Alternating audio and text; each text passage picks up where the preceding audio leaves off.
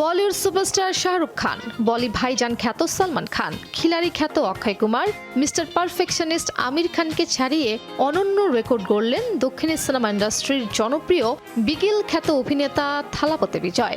গত 10 বছর ধরে ধারাবাহিকভাবে হিট সিনেমা উপহার দিয়ে বড় তারকাদের পেছনে ফেলে দিয়েছেন বিজয়, যা একটি রেকর্ড। থালাপতি বিজয় টানা 8টি সুপারহিট সিনেমা উপহার দিয়েছেন। গত 20 বছর ধরে তার সিনেমা বক্স অফিসে দুর্দান্ত ব্যবসা করেছে। গত কয়েক বছরে অভিনেতা থালাপতি বিজয়ের টানা 8টি সিনেমা প্রত্যেকটি 200 কোটি টাকার উপরে ব্যবসা করেছে, যার একটি সিনেমাও ফ্লপ যায়নি। কিন্তু এত সাফল্যের পরও আগামী বছর রূপালী পর্দাকে বিদায় জানিয়ে রাজনীতিতে নামছেন এই দক্ষিণী অভিনেতা। অথচ সাফল্যের দিক থেকে বর্ষিয়ান অভিনেতা রজনীকান্তকে পেছনে ফেলে দিয়েছেন বিজয়। এখন পর্যন্ত কোনো ভারতীয় অভিনেতার টানা 8টি সিনেমা প্রত্যেকটি 200 কোটি রুপি আয়ের এই কৃতিত্ব অর্জন করতে পারেনি। এ তালিকায় নাম নেই বাদশাহ, শাহরুখ, সালমান, আমির, ঋত্বিক রোশন কিংবা অক্ষয় কুমারের মতো তারকার।